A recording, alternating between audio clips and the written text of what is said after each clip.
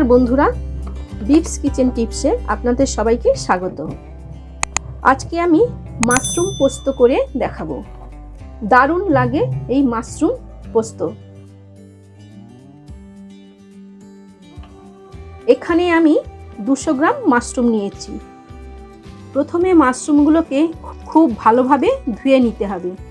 মাশরুমের গায়ে একটু ধুলোবালি লেগে থাকে, তাই সুন্দর করে এইভাবে ঘষে ঘষে ধুয়ে নেবেন। বাজার থেকে মাশরুম খুব ফ্রেশ দেখে কিনবেন। একটু কালো হয়ে গেলে সেগুলো এড়িয়ে চলবেন। এখানে আমি এইভাবে কেটে নিচ্ছি, আপনারা আপনাদের পছন্দ মতন করে কেটে নেবেন। মাশরুমের যে পোস্তটা আমি রান্না করব, তাতে আমি কিছুটা আলু দিচ্ছি। আপনারা যদি আলু পছন্দ না করেন তাহলে দেবেন না। মাশরুম রান্না করার সময় আগে থেকে কখনোই জলে ভিজিয়ে রাখবেন না, তাহলে একদিকে যেমন কালো হয়ে যায়, অন্যদিকে জলটা একটু বেশি টেনে নেয়।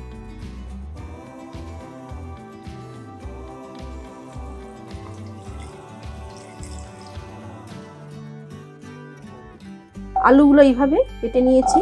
প্রথমে আলুগুলো হালকা করে ভেজে নেব। সামান্য একটু নুন হলুদ দিয়ে দিচ্ছি। আলুগুলো তাড়াতাড়ি যাতে ভাজা হয়ে যায় এবং নরম হয়ে যায়, তার জন্য একটু ঢাকা দিয়ে দিচ্ছি।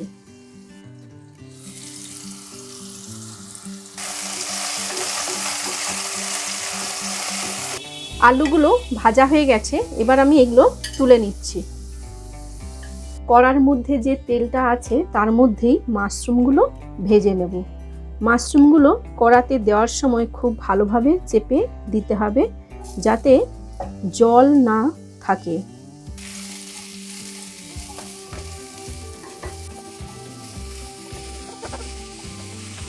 আমি যে মাশরুমটা রান্না করছি এটা বাটন মাশরুম।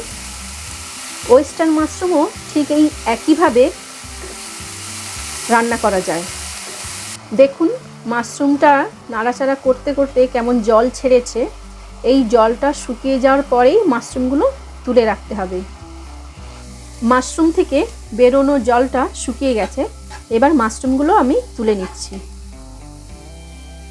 এবারে একটু তেল দিয়ে দিচ্ছি, তাতে একটা শুকনো লঙ্কা, সামান্য কালো জিরে ফোড়ন দিচ্ছি। মিডিয়াম সাইজের একটা পেঁয়াজ কুচনো দিয়ে দিচ্ছি। ভালো করে পেঁয়াজগুলো ভেজে নেব। এর মধ্যে আদা কুড়োনো হাফ চামচ দিয়েছি। আদা পেস্ট করেও দিতে পারেন। টমেটো দিচ্ছি একটা মিডিয়াম সাইজের। নুন দিচ্ছি আন্দাজ মতো। এখানে নুনের ব্যাপারটা একটু দেখে নিতে হবে। আলু ভাজার সময় আমি একটু নুন দিয়েছিলাম, তাই এখানে আপনারা পরিমাণ মতন নুনটা দেবেন। হলুদ দিচ্ছি সামান্য। কাশ্মীরি রেড চিলি দিচ্ছি সামান্য। মাশরুম এমনই একটা মজাদার জিনিস, খুব অল্প মশলাতেও দারুণ টেস্ট হয়, তাই এখানে আমি খুব সামান্য মশলা নিয়েছি। এবারে পোস্ত বাটাটা দিয়ে দিচ্ছি। অল্প একটু চিনি দিচ্ছি। আপনারা চিনিটা যদি না দিতে চান সেটা অ্যাভয়েড করতে পারেন। মিডিয়াম আঁচে 2 মিনিট মতন এই মশলাটা কষে নিচ্ছি। এবারে ভেজে রাখা মাশরুম এবং আলুগুলো দিয়ে দিচ্ছি।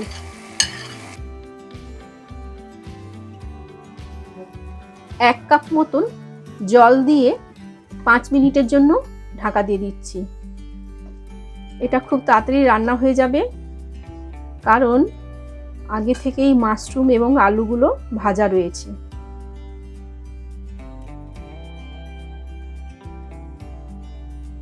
রান্নাটা প্রায় শেষ হয়ে এসেছে। আলুগুলো সেদ্ধ হয়ে গেছে। এবার এটাকে নামিয়ে নেব। নামানোর আগে অল্প একটু ধনেপাতা দিয়ে দিচ্ছি। কাঁচা লঙ্কা একটা দিয়ে দিচ্ছি, এটা ফ্লেভারের জন্য।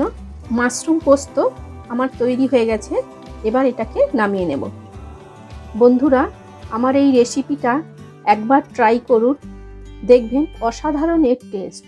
আমার এই রেসিপিটা আপনাদের কেমন লাগলো কমেন্ট বক্সে জানাবেন এবং বন্ধুদের সঙ্গে শেয়ার করবেন এবং লাইক করবেন। আপনার একটা লাইক আমাকে আরও উৎসাহিত করে তুলবে নতুন নতুন রান্নার জন্য। আর আমার চ্যানেলটিকে সাবস্ক্রাইব করে অল নোটিফিকেশন বেল অন করে দেবেন।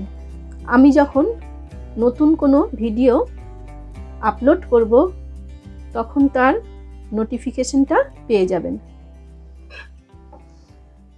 নমস্কার।